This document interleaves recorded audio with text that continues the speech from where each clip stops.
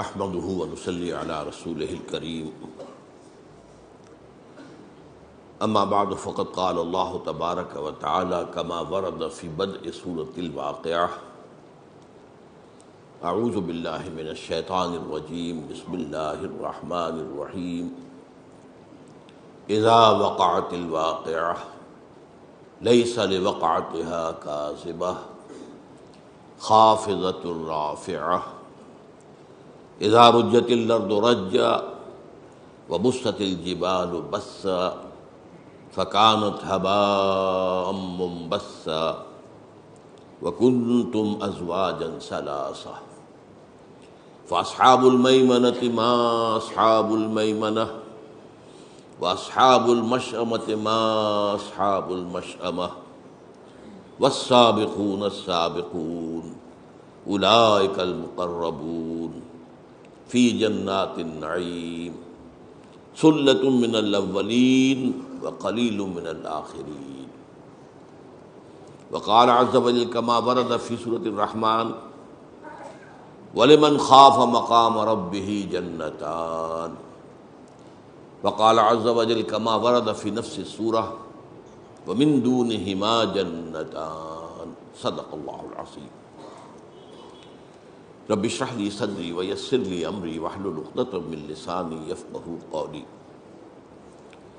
اللهم ربنا الهمنا رشدنا واعصمنا من شرور انفسنا اللهم ارنا الحق حقا وارزقنا اتباعه وارنا الباطل باطلا وارزقنا اجتنابه آمین یا رب العالمین۔ ختم نبوت کے بعد جو خلا پیدا ہوا اس سے اللہ تعالیٰ نے کن چیزوں سے پر کیا ہے اس پر گفتگو ہوئی تھی۔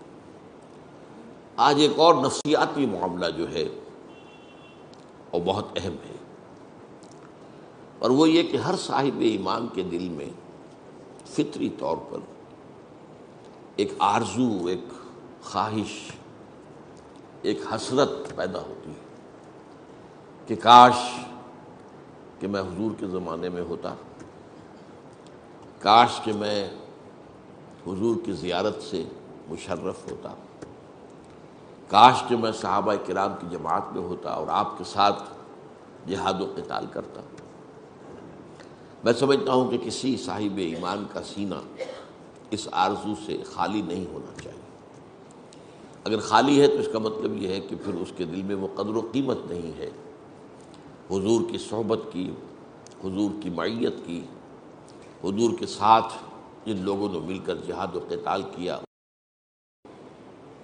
لیکن یہ کہ میں اس سلسلے میں پہلے تو ایک وارننگ، ایک تنبیہ دینا چاہتا ہوں کہ ہمیں یہ سوچنا چاہیے کہ ہم کچھ نہیں کہہ سکتے کہ ہم اس دور میں ہوتے تو کہاں کھڑے ہوتے۔ کیا پتہ آج کا فسق و فجور تو فسق و فجور ہی ہے، اس وقت ہم ہوتے تو ہمارا فسق و فجور کفر کی شکل اختیار کرتا۔ آج بھی کتنے ہی مسلمان ہیں جو داعیان حق کی مخالفت کرتے ہیں اپنے تعصب کی وجہ سے، اپنے تحزب کی وجہ سے، اپنے تکبر کی وجہ سے۔ اگر وہ اس وقت ہوتے تو ابو جہل اور ابو لہب کی صف میں کھڑے ہوتے۔ تو سوچنے کی بات ہے۔ آج ہو سکتا ہے کہ ہم میں سے بہت سو کے دلوں میں نفاق ہو، لیکن اس وقت ہوتے تو نفاق کا پردہ چاک ہو جاتا اور ہم ننگے کر دیے گئے ہوتے۔ اس وقت تو یہ ہے کہ اس پر پردہ پڑا ہوا، اس لیے کہ ظاہر بات ہے کہ حضور کے بعد کسی شخص کو یہ حق نہیں ہے کہ کسی بھی شخص کو منافق قرار دے سکے۔ یہ معاملہ حضور کا خاص تھا، تو بڑے رسک ہیں۔ ایک بڑا پیارا شعر ہے فارسی کا کہ تمام جو علم ہے اس کا جو خلاصہ ہے وہ کیا ہے کہ دانی من کیم در یوم دی جانے جملہ علم ہائی نستوئیں۔ ہر تمام علوم کی جان یہ ہے کہ بیدانی من کیم در یوم دین، کہ تجھے یہ معلوم ہو جائے کہ قیامت کے دن میں کہاں کھڑا ہوں گا، اصحاب الشمال میں ہوں گا، اصحاب الیمین میں ہوں گا، کیا کوئی امکان مقربین میں شامل ہونے کا بھی ہے؟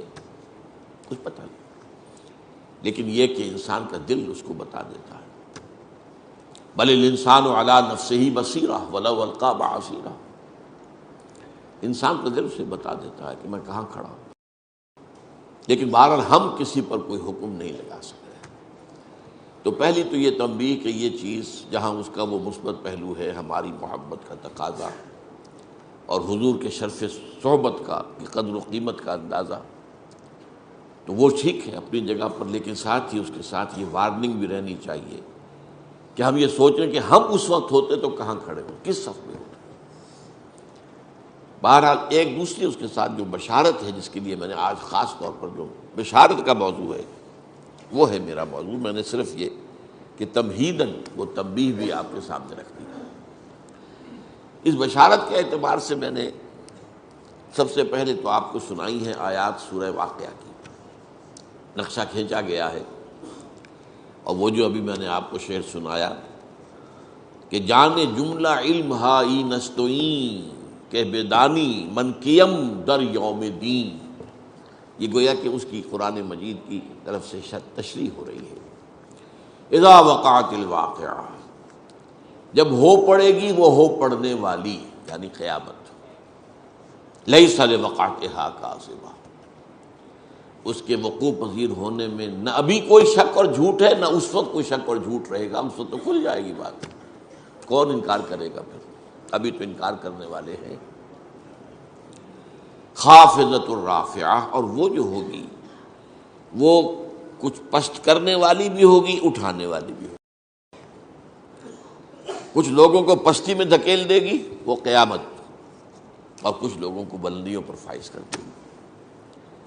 کچھ ہوں گے ظاہر بات ہے انبیاء، رسل، صدیقین، شہداء، صالحین، وہ رافعہ ہوگی قیامت ان کے لیے، ان کے درجات کو، بلندی کو ظاہر کرنے والی ہوگی، ان کا مقام و مرتبہ اس وقت منکشف ہو جائے گا۔ اور خافضہ فساق و فجار، کفار، منافقین، مشرکین کو گرا دینے والی ہوگی۔ اب اس کے بارے میں فرمایا اذا رجت الارض رجا، جس دن زمین کپ کپا دی جائے گی جیسے کہ کپ کپایا جاتا ہے، وبست الجبال بسا، اور پہاڑ ریزہ ریزہ کر دیے جائیں گے توڑ پھوڑ کر، فکانت ہباء منبثا، اور وہ ہو جائیں گے غبار، منتشر غبار، پھیلا ہوا غبار، یہ پہاڑ، یہ چٹانیں غبار کی صورت ہو جائے گی۔ وَكُنْتُمْ أَزْوَاجًا ثَلَاثًا، اور تم 3 گروہوں میں تقسیم ہو جاؤ گے۔ یہ ہے اصل جس کے لیے کہ میں نے یہ آیات آج پڑھی۔ وہ ازواج ثلاثہ کیا ہے؟ فَأَصْحَابُ الْمَيْمَنَةِ مَا أَصْحَابُ الْمَيْمَنَةِ، تو ایک تو ہوں گے داہنے والے یا برکتوں والے، یمن کے معنی برکت بھی ہے، برکت، یہ دایاں ہاتھ جو ہے یمین اس حوالے سے کہتے ہیں، اچھے کاموں کے لیے اس کو وقت کرنا ہے، تو وہ کچھ تو ہوں گے داہنے والے، اور کیا شان ہوگی ان کی داہنے والوں کی۔ وَأَصْحَابُ الْمَشْأَمَةِ مَا أَصْحَابُ الْمَشْأَمَةِ، اور کچھ ہوں گے بدبختی والے، اور کیا برا حال ہوگا ان بدبختی والوں کا۔ وَالسَّابِقُونَ السَّابِقُونَ، اور ہوں گے سبقت کر لے جانے والے، آگے بڑھ جانے والے، جو کہ یقیناً آگے بڑھ جانے والے ہوں گے۔ اولئک المقربون، وہ ہوں گے مقربین بارگاہ رب، فی جنات النعیم، وہ نعمتوں والی جنتوں میں ہوں گے۔ ثلۃ من الاولین وقلیل من الآخرین، وہ پہلوں میں سے تو بڑی کثیر تعداد میں ہوں گے، پچھلوں میں کم تعداد میں ہوں گے۔ اس کے بعد لمبی بات ہے، اصحاب المیمنہ کے بارے میں فرمایا گیا، اصحاب الیمین بھی انہیں کہا گیا آگے چل کر۔ ثلۃ من الاولین وثلۃ من الآخرین، وہ جو دوسرے درجے کے لوگ ہوں گے وہ پہلوں میں بھی کثیر ہوں گے، بعد والوں میں بھی کثیر ہوں گے۔ یہی بات سورہ رحمان میں ایک اور انداز میں آئی ہے، اور اکثر لوگوں نے اسے اس انداز میں سمجھا نہیں، ترتیب مختلف ہے۔ اس سورہ مبارکہ کے اور سورہ رحمان کے مضامین کی ترتیب کے بارے میں نے جب درس دیا ان صورتوں کا تفصیلی، تو میں نے بیان کیا ہے کہ ان کی ترتیب ایک مرر امیج کی طرح ہے۔ مرر امیج، آپ جب کھڑے ہوں گے آئینے کے سامنے، آپ کا بایاں ہاتھ وہاں دایاں نظر آ رہا ہوگا اور دانا وہاں بایاں نظر آئے گا۔ اس کو مرر امیج کہتے ہیں۔ آج کل مکان بنائے جاتے ہیں، ڈپلیکس، دو مکان ہیں بالکل ایک جیسے، دونوں کو سروں کے اوپر گیراج، پھر یہ کہ دونوں کے کچھ برآمدے، پھر دونوں کے ڈرائنگ روم، وہ آپس میں جڑے ہوئے۔ تو یہ مرر امیج ہے۔ اگر ان کو یوں لا کر اگر جوڑا جا سکے تو وہ ایک دوسرے کے ساتھ کانگروئنٹ ہوں گے۔ ڈرائنگ روم کے ساتھ سامنے آ جائے گا، اور جو گیراج ہے وہ گیراج کے سامنے آ جائے گا۔ تو سورہ واقعہ میں تو یہ ہے کہ مقربون کا ذکر پہلے ہے، پھر اصحاب الیمین کا یا اصحاب المیمنہ کا، پھر اصحاب الشمال یا اصحاب المشأمہ۔ سورہ رحمان میں جو اس سے پہلے ہے، بالکل جوڑا ہے یہ آپس میں، پہلے ذکر ہے جہنمیوں کا، اصحاب الشمال کا، پھر ذکر ہے اصحاب الیمین کا۔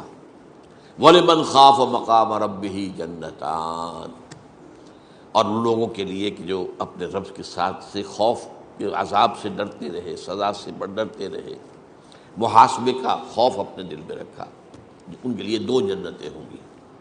اور یہ بھی میں نے دیکھا ہے، میرے علم کی حد تک بہت سے لوگ اس کے سے بحث ہی نہیں کرتے۔ اور اس کے بعد آگے چل کر وَمِن دُونِهِمَا جَنَّتَانِ، اور ان کے علاوہ بھی دو جنتیں ہوں گی۔ پہلی دو جنتیں اصحاب الیمین کی ہیں، اور اس کے بعد کی دو جنتیں یہ مقربین کی ہیں۔ تو اس طریقے سے مرر امیج بن جاتا ہے ایک دوسرے کا۔ اور دو جنتیں کیوں ہیں؟ میرے نزدیک اس کی تعبیر یہ ہے کہ چونکہ جن اور انس دونوں سے خطاب صرف اس سورہ مبارکہ میں برابر ہے، پیرلل، تو ظاہر بات ہے کہ ایک جنت ہوگی جو انسانوں کے لیے ہوگی، اور ایک جنت اصحاب الیمین جو ہے وہ جنات میں سے ہوگی۔ ان دونوں کے مزاج علیحدہ، اللہ نے ان کی تخلیق علیحدہ کی ہے، ان کی مسرتیں بھی ایک دوسرے سے مختلف ہوگی، ان کے لیے لذتیں بھی ایک دوسرے سے کچھ مختلف ہوگی۔ لہذا ایک جنت اصحاب الیمین من الناس، من بنی آدم، دوسری جنت اصحاب الیمین من الجن، اور پھر جو اس کے آگے کی جنت ہے مقربین، جو جنات میں سے دو ہیں وہ بھی، وَمِن دُونِهِمَا جَنَّتَانِ، اور دوسری مقربین جو جنات میں سے ہو اور انسانوں میں سے ہو۔ بہرحال اب آئیے اس کے بارے میں کچھ احادیث آپ کو سنانا چاہتا ہوں۔ اگرچہ اصولی قاعدہ یہی رہے گا، یہ میں نے کئی مرتبہ بات بیان کی ہے، آج پھر ایک حدیث کے ذہن میں آ جائے گی، مثلا جہاد کے بارے میں۔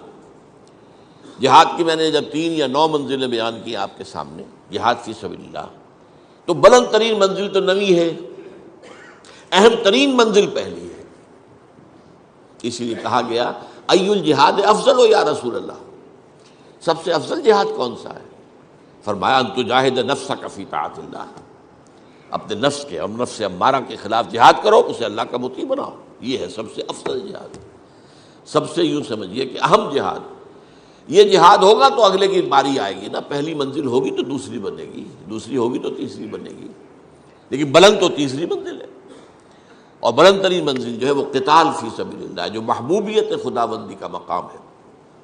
ان اللہ یحب الذین یقاتلون فی سبیلہ صفا کانہم بنیان مرصوص، اہم ترین، افضل ترین، اور ایک ہے بلند ترین۔ اسی طریقے سے ایک عام قاعدے کی روح سے تو ظاہر بات ہے کہ جو رتبہ صحابہ کا ہے، ظاہر بات ہے بعد میں کسی کے لیے نہیں۔ اس امت کا بڑے سے بڑا ولی، بڑے سے بڑا جو بھی ہمارے ہاں صوفیاء ہوں یا اولیاء اللہ ہوں، جو بھی ہوں، وہ ادنا سے ادنا صحابی سے بھی کم تر ہے درجے میں۔ یہ بات اہل سنت کے ہاں متفق علیہ، اس میں کسی شک و شبہ کی گنجائش نہیں۔ ہاں ہمارے کچھ جہلاء کے اندر پہ جب وہ نعت پر آتے ہیں تو حضور کو اللہ سے اوپر لے جاتے ہیں، اور جب اپنے اولیاء اللہ کی، اپنے ممدوحین کی مدح پر آتے ہیں تو انہیں انبیاء سے بھی اوپر لے جاتے ہیں۔ ہمارے ہاں اہل تشیع اپنے ائمہ معصومین کو انبیاء اور رسول سے اوپر مانتے ہیں۔ میں نہیں کہہ سکتا، ہو سکتا ہے کہ علامہ خمینی نے، آیت اللہ خمینی نے بعد میں اپنی رائے بدل لی ہو سکتا ہے، لیکن ان کی کتاب جو ہے مشہور، اس میں تو صاف لکھا ہوا ہے، وہ چھپی بھی تھی ایک زمانے میں، مولانا محمد منظور نعمانی صاحب نے کتاب شائع کی تھی، اس کے اندر اس کا اقتباس موجود تھا۔ جو مقام اور مرتبہ ہمارے ائمہ معصومین کا ہے، اس تک نہ ملائکۃ المقربین میں سے کسی کی رسائی ہے، نہ انبیاء مرسلین میں سے کسی کی رسائی ہے۔ یہ تو جہالت ہے، خالص جہالت ہے۔ تو درجات تو یہی رہیں گے، انبیاء ہیں، پھر صدیقین ہیں، پھر شہداء ہیں، پھر صالحین، اور اسی طریقے سے صحابہ ہیں، پھر تابعین ہیں، پھر تبع تابعین ہیں، درجات بھی یہی رہیں گے، ایک درجے میں تو عمومی طور پر تو یہی۔ لیکن یہ کہ اجر و ثواب کے اعتبار سے، اور ایک خاص حدیث میں آئے گا، ابھی ہم پڑھیں گے، بعض پہلوؤں سے ہو سکتا ہے بعض والوں کے لیے بہت اونچے مراتب، بہت بلند مراتب، اور یہ اس لیے ان کو واضح کرنا ضروری ہے کہ یہ نہ سمجھیے کہ دروازے بند ہو گئے، گیٹس آر اوپن، آؤ آگے بڑھو۔ میں نے میٹرک میں نظم پڑھی تھی، بڑی پیاری نظم، چیریٹیز، انگریزی کے ہمارے نصاب میں تھی وہ، charities that soothe and heal and bless are scattered over the feet of men like flowers۔ لمبی نظر ہے یہ، لیکن اس کے آخر میں یہ جو نیکیاں ہیں، یہ میں آیت البر کے درس میں ان اشعار جو ہے انگریزی کے کوٹ بھی کیا کرتا ہوں کہ یہ جو ہے، یہ تو انسانوں کے قدموں میں پڑی ہوئی، جو چاہے اٹھا لے۔ پھول کھلے ہیں گلشن گلشن، لیکن اپنا اپنا دامن جو چاہو آپ پھول چن لو۔ No mystery is here, no special moon for the high and not for the low. The smoke ascends as high from the hearth of a humble cottage as from that of a haughty palace۔ یہاں اللہ تعالیٰ کی طرف سے یہ نہیں ہے کہ کسی کو اونچائی کا مرتبہ بس الرٹ کر دیا گیا اور دوسرا جو ہے محروم کر دیا گیا، نہیں، بڑی پیاری تشبیہ دی ہے۔ دھواں بالکل برابر اٹھتا ہے اوپر، چاہے جھونپڑی کا چولہا اس سے بھی، اور کسی محل کے کچن کا جو ہے ہاٹی پیلس جو ہے، اگر اس کے کچن سے بھی دھواں اٹھے گا وہ بھی اسی طرح اوپر جائے گا۔ اس اعتبار سے مقامات بلند بند نہیں ہے، لیکن یہ اپنی اپنی ہمت ہے، اپنا اپنا فیصلہ ہے، اپنی اپنی ترجیحات ہیں۔ کیا تعین کیا آپ نے، بل تؤثرون الحیات الدنیا والآخرۃ خیر وابقیٰ، یہ تو تم ہو جنہوں نے دنیا کی زندگی کو ترجیح دی ہے۔ ہر شخص جائزہ لے، میں کس چیز کو ترجیح دے رہا ہوں، دنیا کی زندگی کو ترجیح دی ہے یا آخرت کی زندگی؟ اور اس کو اگر دیکھنا ہو، لٹمس ٹیسٹ کیا ہے؟ لٹمس ٹیسٹ آپ اولاد میں دیکھیے کہ آپ ان کو کس طور پر تربیت دے رہے ہیں، کیا بنانا چاہتے ہیں اولاد کو؟ سی ایس پی آفیسر بنانا چاہتے ہیں، کچھ اور بنانا چاہتے ہیں، سی اے کرانا چاہتے ہیں، یا آپ اسے دین کا خادم بنانا چاہتے ہیں، دین کا علم دینا چاہتے ہیں؟ اسی سے آپ کی پرائرٹیز تو معین ہو گئی، معلوم ہو گیا، لٹمس ٹیسٹ ہے، ہر شخص جائزہ لے لے۔ اس حوالے سے تو تب بشارت کیا ہے کہ اونچے مقامات اور اونچے درجات بند نہیں ہو گئے، کھلے ہوئے، اپنی اپنی ہمت کے مطابق۔ جیسے کہتے ہیں جتنا گڑ ڈالیں گے اتنا میٹھا ہوگا، جتنی محنت کریں گے۔ بقدر القد تکتسب المعالی، کوشش اور محنت کے ذریعے ہی بلند مقامات حاصل ہوتے ہیں۔ حضرت علی رضی اللہ تعالیٰ عنہ کے اشعار ہیں، بقدر القد تکتسب المعالی ومن طلب العلا سہر اللیالی، اور جو کوئی بلند مقام حاصل کرنا چاہتا ہے اسے راتیں جاگ کر گزارنی پڑتی ہے۔ سی ایس پی کرنی ہے تو پھر اس کے لیے بھی محنت، اور راتوں کو جاگیں گے، burning mid night oil lamp جو ہے وہ آپ کریں گے کہ نہیں کریں گے؟ تو ومن طلب العلا سہر اللیالی، راتوں کو جاگ کر محنت۔ ومن طلب العلا من غیر قد، اور جو چاہے گا کہ اسے بغیر محنت اور مشقت کے بلند مقام حاصل ہو جائے، اضاع العمر فی طلب المحال، اس نے اپنی عمر کو ضائع کر لیا ایک ایسی چیز کے حصول کی کوشش میں جو ممکن ہی نہیں ہے، بغیر محنت کے ممکن ہی نہیں۔ تو محنت دنیا کی ہو یا دین کی ہو، وہ تو برابر ہے، قانون برابر ہے اس کے۔ بقدر القد تکتسب المعالی، دنیا کی بھی بلندی چاہیے تو محنت کرنی پڑے گی، اور دین کی بلندی چاہیے، آخرت کی بلندی چاہیے تو بھی محنت کرنی پڑے گی۔ لیکن بشارت جو ہے وہ کیا ہے کہ دروازے بند نہیں ہیں۔ یوں نہ سمجھو کہ وہ بلند مقامات جو ہیں وہ تو بس اب بند ہو گئے، اب اس تک ہماری رسائی نہیں ہے۔ اب اس کے لیے میں احادیث آپ کو سنا رہا ہوں۔ عن ابی ہریرہ رضی اللہ تعالی عنہ ان رسول اللہ صلی اللہ علیہ وسلم قال ان من اشد امتی لی حبا ناس یکونون بعدی یود احدہم لو رعانی باہلہ ومالہ، رواہ مسلم۔ حضرت ابو ہریرہ راوی ہیں اور اس کو امام مسلم نے روایت کیا اپنی صحیح میں کہ حضور نے فرمایا مجھے اپنی امت میں سے محبوب ترین لوگ وہ ہیں جو میرے بعد آئیں گے، اور ان کی خواہش یہ ہوگی کہ کسی طرح وہ اپنی اولاد اور اپنے مال سب کچھ دے کر میری رویت انہیں حاصل ہو جاتی ہے۔ یہ آرزو جو میں نے آپ سے عرض کیا، اس کا ہونا جو ہے، جس کے دل میں واقعی یہ آرزو ہے تو وہ حضور کا محبوب ترین انسان ہے۔ ان من اشد امتی لی حبا ناس یکونون بعدی یود احدہم لو رعانی باہلہ ومالہ۔ دوسری حدیث سنیے، یہ دو حدیثیں میں سنا رہا ہوں۔ عن انس قال قال رسول اللہ صلی اللہ علیہ وسلم، حضرت انس سے مروی ہے، وہ فرماتے ہیں کہ حضور نے ارشاد فرمایا مثل امتی مثل المطر لا یدری اولہ خیر وآخر ام آخرہ۔ اس کو امام ترمذی نے روایت کیا ہے۔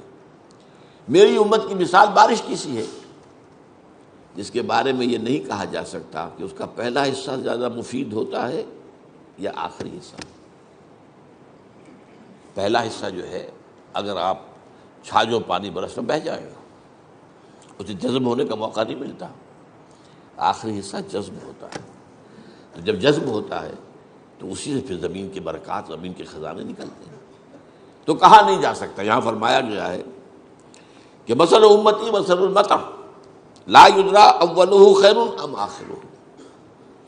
یہی حضرت جعفر سے روایت ہے، قال قال رسول اللہ صلی اللہ علیہ وسلم ابشروا ابشروا۔ یہ بشارت کا لفظ جو میں نے استعمال کیا کہ بشارت کے لیے میں یہ احادیث آپ کے سامنے لایا ہوں۔ انما مثل امتی کا مثل الغیث، وہاں مطر تھا، یہاں غیث ہے، اور یہاں ابشروا کا اضافہ ہے۔ بشارت حاصل کرو، بشارت حاصل کرو، اس لیے کہ میری امت کی مثال بارش کی سی ہے۔ لا یدری آخرہ خیر ام اولہ، نہیں کہا جا سکتا کہ اس کا آخری حصہ بہتر ہوتا ہے یا پہلا حصہ۔ اس کو امام رزین نے روایت کیا۔ اب سنیے وہ حدیث جو میں نے بہت مرتبہ پہلے بھی سنائی ہے، اور اس میں وہ افضل اور اعلیٰ، افضل الجہاد اور سب سے اعلیٰ جہاد، اسی طرح افضل ایمان اور اعجب ایمان۔ عجب کا لفظ یہاں آ رہا ہے، اس کو نوٹ کیجئے گا۔ عجیب عربی زبان میں اس کے معنی ہے بہت خوبصورت، دل کو موہ لینے والا شے۔ عجب کہتے ہیں اپنے آپ کو بہت عمدہ سمجھنا، عجب، تکبر، عجب۔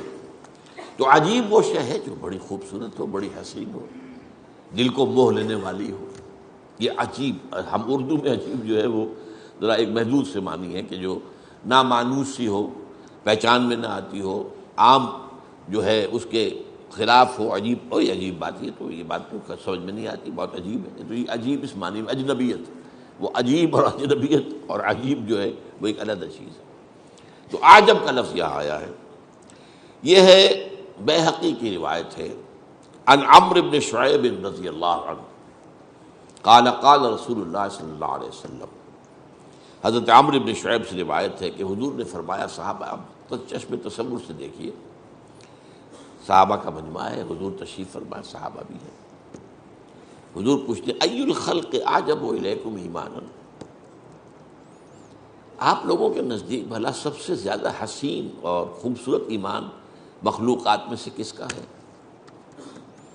اب یہ حضور کا ایک خاص انداز ہوتا تھا تعلیم کا، اور یہ موسٹ نیچرل ہے۔ پہلے سوال کرو جس سے جو بھی آپ کے سامعین ہیں، آپ کے متعلمین ہیں، آپ کے شاگرد ہیں، آپ کے زیر تربیت ہیں، ان کے ذہن جاگیں، پہلے وہ خود کوشش کریں، سوچیں، اس کا جواب تب معلوم کر لیں۔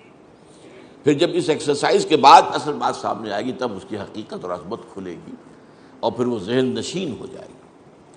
تو فرمایا آپ نے ای الخلق اعجب الیکم ایمانا، آپ بتائیے آپ کے نزدیک، حضور نے فرمایا کہ تمام مخلوقات میں سب سے حسین، سب سے عجیب، سب سے دل ربا، دل آویز ایمان کس کا ہے؟ قالوا، اب اس میں 3 اٹیمپٹس ہیں صحابہ کی۔ قالوا الملائکہ، ملائکہ کا ایمان، ظاہر بات ہے ملائکہ کا ایمان، وہ تو ایمان بالشہادہ ہے، وہ جو ہمارے لیے ایمان بالغیب ہے ان کے لیے تو ایمان بالشہادہ ہے، سب چیزیں ان کی نگاہوں کے سامنے۔ حضور نے ریجیکٹ کر دیا، وما لهم لا يؤمنون وهم عند ربهم، وہ کیسے ایمان نہ لائیں جبکہ ان کو تو اپنے رب کے سامنے ہے، کون سا تیر مارا انہوں نے جو ایمان لائے، ان کے لیے تو کوئی ایمان جو ہے وہ کوئی اونچے درجے کا شاید نہیں ہے، ان کے لیے کوئی قسم نہیں ہے، اس میں کوئی مقام نہیں، وہ عند ربهم، بس ان رب کے پاس ہے۔ اب دوسری اٹمپٹ میں صحابہ نے کہا فالنبیون، پھر انبیاء کا معاملہ ہے، فرمایا وما لهم لا يؤمنون والوحی ينزل علیہم، وہ کیسے ایمان نہ لاتے جبکہ ان پر تو وحی نازل ہو رہی تھی۔ اب یہاں بھی آپ نے گویا کہ اس کو بھی ریجیکٹ کر دیا کہ نہیں یہ بھی نہیں، عجب نہیں ہے ایمان، افضل ہوگا، افضل ہے، لیکن یہ کہ سب سے پہلے تو ایمان لانے والے خود حضور ہیں، آمن الرسول بما انزل الیہ من ربہ والمؤمنون انا اول المؤمنین، لیکن یہ ہے کہ وہ افضلیت اور ہے یا اعجبیت اور ہے، جو سب سے زیادہ عجیب اور وسیم اور دلربا اور خوبصورت ہے۔ اور اس کے بعد تیسری تو پھر وہ ڈرتے ڈرتے کہا ہوگا، ذرا جھجکتے ہوئے فنحن، پھر ہمارا ایمان سب سے عجب ہونا چاہیے، آپ نے اس کو ریجیکٹ کر دیا، وما لکم لا تؤمنون وانا بین اظہرکم، تم کیسے ایمان نہ لاتے جبکہ میں تمہارے درمیان موجود ہوں، تمہارا کون سا کمال ہے۔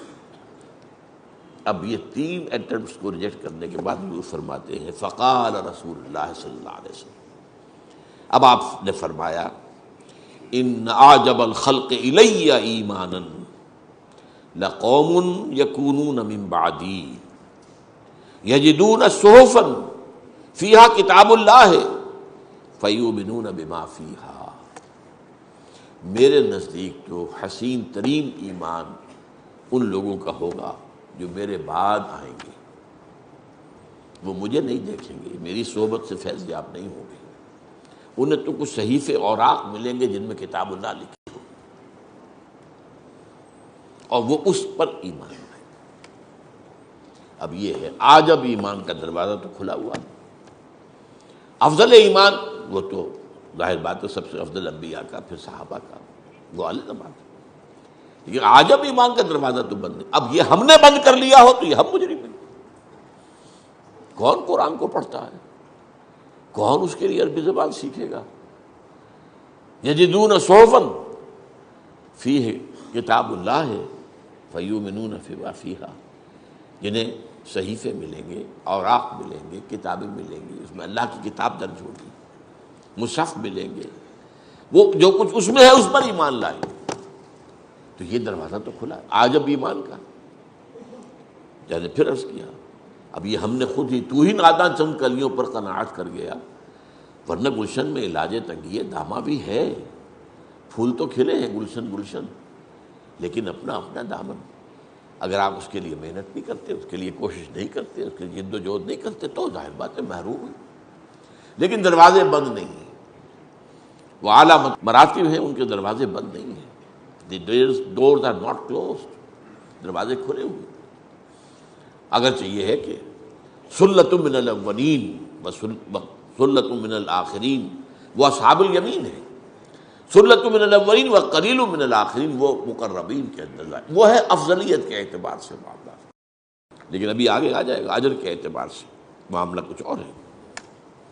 وعن عبد الرحمن بن علاء الحضرمی رضی اللہ تعالی عنہ قال حدثني من سمع النبي صلی اللہ علیہ وسلم یقول، عبد الرحمن بن علاء الحضرمی کہتے ہیں کہ میں نے سنا ان لوگوں سے جنہوں نے یہ اللہ کے رسول سے سنا۔ آپ کو معلوم ہے نا کہ صحابہ میں سے بھی فرق ہو جاتا ہے، ایک تو یہ کہ کسی صحابی نے بات براہ راست حضور سے سنی ہو، اور کسی نے وہ کسی صحابی سے سنی ہو۔ اب ظاہر بات ہے حدیث جبرائیل جس پر ہم نے کئی ہمیں جس پر، تو جو لوگ اس مجمع میں موجود تھے وہ تو وہ ہے کہ جنہوں نے وہ سارا واقعہ اپنی آنکھوں سے دیکھا، لیکن سارے صحابہ تو نہیں تھے اس مجمع میں، تو بہت سے لوگوں کو ان صحابہ کے ذریعے سے وہ بات پہنچی کہ جو اس مجمع میں موجود تھے۔ تو سمع حدثنی من سمع النبی صلی اللہ علیہ وسلم یقول، مجھے بتایا ہے یہ انہوں نے جنہوں نے خود سنا ہے اللہ کے رسول صلی اللہ علیہ وسلم کو فرماتے ہوئے، انہ سیکون فی الآخر ھذہ الامۃ قوم، میری اس امت کے آخری حصے میں ایک ایسے لوگ بھی ہوں گے لہم مثل اجر اولہم، جن کے لیے اجر ہوگا ان کے پہلوں کے مانند۔ اجر کا معاملہ جو ہے، اجر میں یہ ہے کہ وہاں حضور صلی اللہ علیہ وسلم جیسے کہ کہا وَمَا لَكُمْ أَلَّا تُؤْمِنُوا وَأَنَا بَيْنَ أَظْهُرِكُمْ، انہیں جو مواقع حاصل تھے بعد والوں کو وہ مواقع تو حاصل نہیں ہیں۔ انہیں تو حضور کا چہرہ مبارک جو ہے وہ خود ایک ایمان کی شعاعیں جو ہے اس سے نکل رہی تھی، وہ تو اس سے تو ہم فیضیاب نہیں ہیں۔ لیکن اجر میں ہماری جو لیمیٹیشنز ہیں، ہمارے پاس جو بھی کمی ہے اب اس کی تلافی ہو جائے گی کہ اس میں جو سخت حالات میں کام کرے گا نیک، اس کا اجر بہت بڑھ جائے گا، اس کے مقابلے میں جو موافق حالات میں اتنا ہی کام کرے گا۔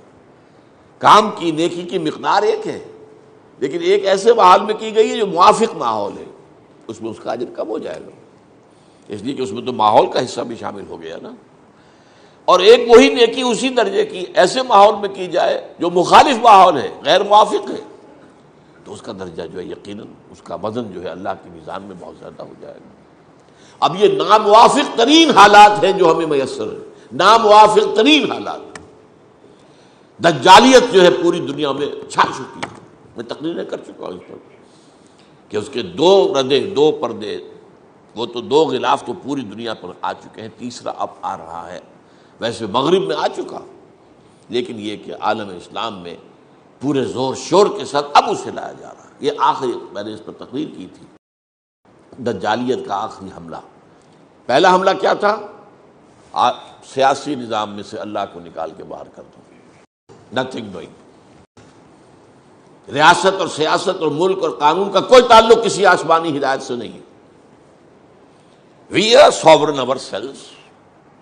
We shall legislate as we like. یہ کیا ہے؟ شریعت محمدی یہ کہتی ہے، شریعت موسوی کہتی ہے keep them with you in your homes. پڑھو جا کے، تلاوت کر لو اور ثواب حاصل کر لو، nothing doing۔ اور دوسرا پردہ معیشت کا نظام، سود اور جوئے، پوری دنیا اسٹاک ایکسچینج جوئے کا سب سے بڑا مرکز، اور سود اور بینکنگ جو ہے، ای بنوک، ای فکر چالاک یہود، نور حق السینہ آدم ربود۔ یہ بینکوں کا نظام جو عیار ذہن جو ہے یہودیوں کا، اس کی پیداوار ہے۔ یہ یہودیوں کی ایجاد ہے بینکنگ کا نظام، اور زیادہ پرانا نہیں ہے، کوئی 300 برس پرانا ہے۔ ای بنوک، ای فکر چالاک یہود، نور حق السینہ آدم ربود۔ اللہ نے جو روح کی شکل میں نور ہمارے اندر پھونکا تھا، اس کو نکال باہر کیا، اب نرا حیوان بن گیا انسان۔ تا تہو بالا نہ گردہ دی نظام۔ اقبال کیا کہہ رہا ہے؟ جب تک یہ بینکنگ کا نظام تہو بالا نہیں ہوتا، جب تک یہ ملیا میٹ نہیں ہوتا، دانش و تہذیب و دین سودائے خام، کہاں کی دانش، کہاں کی تہذیب، کہاں کا دین، اس کے بغیر تو سوال ہی پیدا نہیں۔ تیسرا جو چادر چڑھ رہی ہے، مغرب پر چڑھ چکی، بے حیائی، بے شرمی، عریانی، فحاشی، زنا، ہومو سیکسولیٹی، یہاں تک کہ ہومو سیکسول میرجز، شرم حیا کا پردہ ختم۔ یہ ابھی کچھ عالم اسلام میں ہے۔ Institution of family finished, destroyed, ابھی اسلام میں ہے، ابھی عالم اسلام میں ہے، اور اس کے لیے جو مہم ہو رہی ہے، جو اربوں ڈالر خرچ ہو رہے ہیں، ان کا آپ کو اندازہ نہیں ہے۔ کتنے این جی اوز اس کے لیے لگی ہوئی ہیں، اور کہاں سے انہیں فیڈ ہوتا ہے، کہاں سے پیسے آتے ہیں۔ جس کے لیے عالمی کانفرنس ہوئی، پہلے ہوئی کائرو میں، ویمن کانفرنس، ویمن لب، عورتوں کو آزاد کرا رہا ہے، عورتوں کو آزاد کرا۔ یہ کیا گھر کے اندر باندھ دیا اور شادی کے بندھن میں بندھ گئی تو بندھ گئی؟ نہیں۔ اس کے بعد پھر ایشیا کا دوسرا کنارہ، کائرو کو آپ کہہ سکتے ہیں، اگرچہ وہ افریقہ کا شہر ہے، لیکن وہ گیٹ وے ہے to middle east, gateway to the Arab countries, کیونکہ عالم عرب میں علمی، تعلیمی، ثقافتی اعتبار سے اس کا امام جو ہے مصر ہے، ثقافتی اعتبار سے، ہر اعتبار سے اس لیے امام مصر، پھر چین کی طرف سے بیجنگ، اور پھر بیجنگ +5 کانفرنس، اور وہ یونائٹڈ نیشنز کی اسمبلی کے تحت۔ بہرحال اب ان حالات میں اگر کچھ لوگ ہمت کرتے ہیں اور اللہ کے دین کے ساتھ جڑے رہتے ہیں، جو فرمایا حضور نے صلی اللہ علیہ وسلم، بدا الاسلام غریبا وسیعود کما بدا فطوبی للغرباء، اسلام کا جب آغاز ہوا تو اسلام اجنبی تھا، غریب تھا، یہ عجیب و غریب کے معنی میں جو ہم بولتے ہیں وہ غریب، عجیب و غریب، لوگوں کو عجیب کیا بات کر رہی ہے، لیکن پھر اسلام کو غلبہ حاصل ہو گیا تو سبھی اس کے ساتھ ہی بن گئے۔ فرمایا لیکن ان قریب یہ دوبارہ غریب ہو جائے گا، مسلمان بڑھتا جائے گا، دولت امویہ اور دولت عباسیہ اور دولت عثمانیہ، اسلام گرتا جائے گا، گرتا جائے گا، گرتا جائے گا۔ فطوبی للغرباء، توبہ، مبارکباد، تہنیت ان کے لیے جو اسلام کے اس غربت کے زمانے میں، اجنبیت کے زمانے میں خود اجنبی بن جائیں لیکن اسلام کا دامن نہ ہاتھ سے نہ چھوڑیں۔ انہیں کہا جائے یہ تو دقیانوسی لوگ ہیں، یہ ملاٹے ہیں، یہ بڑے اگلے وقتوں کے ہیں یہ لوگ، انہیں کچھ نہ کہو، یہ فنڈامنٹلسٹ ہیں، یہ بات ان سے کہی جائے اور وہ اس کو جھیلیں اور برداشت کریں لیکن اسلام کا دامن ہاتھ سے نہ چھوڑیں۔ تو سنیے اس کو، حضور نے فرمایا انہ سیکون فی آخر ہذہ الامۃ قوم لہم مثل اجر اولہم، میری اس امت کے آخر میں، آخری زمانے میں ایسے لوگ ہوں گے جن کا اجر برابر ہوگا ان کے کہ جو اولین لوگوں کا ہے۔ وہ کیا کریں گے؟ یامرون بالمعروف وینہون عن المنکر ویقاتلون اہل الفتن، وہ نیکیوں کا حکم دیں گے، بدی سے روکیں گے، اور فتنہ پرداز لوگوں سے جنگ کریں گے۔ اب یہ ہے اصل میں وہ سورہ آل عمران کی آیت جس پر بارہا گفتگو ہوئی ہے، وَلْتَكُن مِّنكُمْ أُمَّةٌ يَدْعُونَ إِلَى الْخَيْرِ وَيَأْمُرُونَ بِالْمَعْرُوفِ وَيَنْهَوْنَ عَنِ الْمُنكَرِ وَأُولَٰئِكَ هُمُ الْمُفْلِحُونَ۔ جب عمومی طور پر امت خابیدہ ہو جائے گی، سو جائے گی، فسق و فجور میں مبتلا ہو جائے گی، شریعت سے بے پرواہ ہو جائے گی، اس وقت کچھ لوگ اٹھیں، ایک امت میں چھوٹی امت بنائیں، امہ ود ان امہ، جیسے آپ کہتے ہیں state with in state, party with in party. Congress میں ایک چھوٹی پارٹی بنی تھی جو فارورڈ بلاک کہلاتا تھا، اسی طریقے سے اب آپ اور دوسری جماعتوں میں فارورڈ بلاک بن رہے، تو ہوتے اسی پارٹی میں لیکن اپنا بلاک علیحدہ بنایا۔ تو اس امت میں چھوٹی امت ایک ہوگی، ہونی چاہیے، جو نیکی کا حکم دے، بدی سے روکے اور خیر کی دعوت دے۔ یہاں جو ہے تیسری چیز، یقاتلون اہل الفتن، وہ فتنہ پیدا کرنے والوں کے خلاف جد و جہد کریں، کوشش کریں، اور اگر ضرورت ہو اور وقت ہو اور اس کے لیے مناسب ماحول ہو، جنگ کریں ان سے، فتنہ پرداز لوگوں سے۔ میں نے آپ کو بتایا کہ یہ بھی بیہقی کی روایت ہے۔ اس کے بعد کی حدیث سنیے، وعن ابی ہریرہ رضی اللہ تعالی عنہ ان رسول اللہ صلی اللہ علیہ وسلم قال، حضرت ابو ہریرہ سے مروی ہے روایت کہ حضور نے فرمایا، طوبیٰ لمن رعانی، وہی طوبیٰ، فطوبیٰ للغرباء، ابھی جو حدیث میں نے آپ کو سنائی تھی، طوبیٰ، تہنیت ہو، مبارکباد ہو ان کو جو اسلام کی اس اجنبیت کے دور میں خود اجنبی بن جائیں لیکن اسلام سے جڑے رہیں، چمٹے رہیں، ان کے لیے۔ یہاں فرمایا طوبیٰ لمن رعانی، مبارکباد، تہنیت جنہوں نے مجھے دیکھا ان کے لیے ہے۔ وطوبیٰ 7 مرات لمن لم یرانی وآمن بی، اور 7 مرتبہ تہنیت ہے اس کے لیے جس نے مجھے دیکھا نہیں لیکن مجھ پر ایمان لایا۔ اب آپ دیکھیے شرف صحابیت سے 7 گنا زیادہ۔ طوبیٰ لمن رعانی وطوبیٰ 7 مرات لمن لم یرانی وآمن بی، مبارکباد، تہنیت ان کے لیے جنہوں نے مجھے دیکھا، اور یہاں گویا کہ اس میں 7 محذوف ہے، مجھ پر ایمان لائے صحابہ کرام، لیکن 7 مرتبہ مبارکباد ہے ان کو جنہوں نے مجھے دیکھا نہیں لیکن ان پر ایمان لائے۔ اللہم ربنا اجعلنا منہم۔ آخری حدیث اس سلسلے کی ہے، ایک لمبا واقعہ ہے یہ، مسند احمد میں بھی ہے اور یہ بھی جو ہے ابی ہریرہ کی روایت ابھی میں نے سنائی، یہ بھی مسند احمد کی تھی، طوبیٰ لمن رآنی و طوبیٰ 7 مرات لمن لم یرانی و آمن بی۔ اور یہ حدیث جو ہے احمد اور دارمی کی ہے، مسند احمد اور سنن دارمی، اور اس میں واقعہ لمبا بیان ہوا ہے، بیٹھے ہوئے صحابہ حضور بھی ہیں، حضرت ابو عبیدہ بن الجراح یہ سوال کرتے ہیں حضور سے، یہ معلوم ہے کون ہے؟ جن کو حضور نے فرمایا امین هذه الامہ، میری اس امت کے امین ترین انسان جو ہے وہ یہ ابو عبیدہ بن الجراح ہے۔ اور حضرت عمر نے بڑی حسرت سے کہا تھا اگر آج ابو عبیدہ زندہ ہوتے تو میں انہیں نامزد کر دیتا، جب وہ یعنی اس میں تھے، مجروح ہو چکے تھے، زخمی تھے، موت کا وقت تھا، کہ اگر وہ زندہ ہوتے تو میں انہیں خلیفہ نامزد کر دیتا۔ اب جو باقی میرے سامنے ہیں میں ان میں سے کوئی فیصلہ نہیں کر پا رہا۔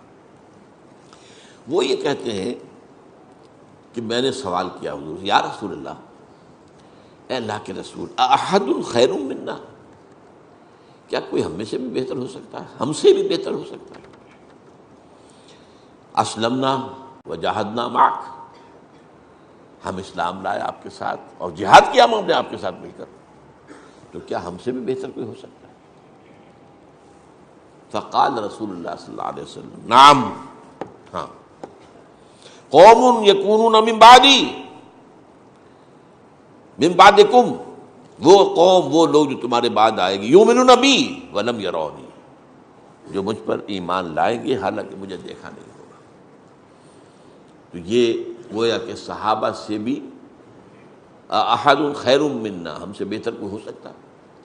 یہ تمام چیزیں ذہن میں رکھیے اس وضاحت کے ساتھ کہ ایک ہے کسی چیز کا افضل ہونا، ایک ہے کسی چیز کا حسین تر ہونا، وہ درجہ اجر کے اندر بڑھ جانا، یہ اور بالکل دونوں چیزیں علیحدہ، گڑبڑ نہ کریں، یہ نہ سمجھے کہ ہم افضل ہو جائیں گے، نہیں، افضل تو صحابہ ہی ہے، ان کے مقام کو کوئی نہیں پہنچ سکتا، لیکن یہ ہو سکتا ہے کہ ہم ان حالات کے اندر، ان ناموافق حالات میں، دجالیت کے اس غلبے کے دور میں اگر اسلام کے ساتھ چمٹے رہیں، نہ صرف چمٹے رہیں بلکہ فتنوں کا مقابلہ کریں، اس کے خلاف جد و جہد کریں، اس کے لیے امر بالمعروف نہی عن المنکر، اس کے لیے اقامت دین کی جد و جہد، اس کے لیے تن من ڈھنگ کا لگانا تاکہ اللہ کا دین قائم ہو، اگر یہ کریں گے تو اس اجر میں ہو سکتا ہے کہ صحابہ سے بھی آگے بڑھ جائیں، اللہ کی نگاہ میں ان کے کا وزن جو ہے وہ اور زیادہ ہو جائے، یہ دوسری بات ہے، بالکل افضلیت جو ہے وہ بالکل دوسری بات ہے۔ تو یہ ہے بشارتیں، ابشرو ابشرو، بشارتیں حاصل کرو، یہ مقامات بلند جو ہیں یہ بند نہیں ہوئے ہیں، یہ مقامات کھلے ہوئے ہیں۔ The smoke ascends as high from the hearth of a humble cottage as from that of a haughty palace۔ دھواں جو ہے برابر اوپر اٹھتا ہے، چاہے وہ ایک جھونپڑی والے کے چولہے سے اٹھ رہا ہو اور چاہے وہ کسی بڑے زبردست محل کے کچن سے اٹھ رہا ہو، تو نیکی کے لیے، اس کے لیے آگے سے آگے جانے کے دروازے کھلے ہوئے ہیں۔ اللہ تعالی ہمیں ان مواقع سے بھرپور طور پر فائدہ اٹھانے کی توفیق عطا فرمائے۔ بارک اللہ لی ولکم فی القرآن العظیم ونفعنی وإیاکم بالآیات والذکر الحکیم۔